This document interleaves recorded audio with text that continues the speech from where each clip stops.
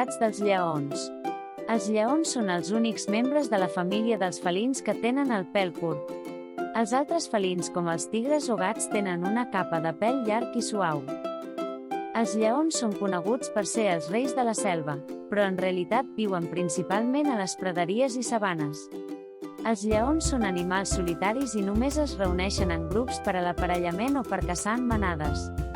Els lleons són animals molt forts i poden córrer a velocitats de fins a 50 km/h més. Són excel·lents nedadors i poden nedar fins a 10 piscines.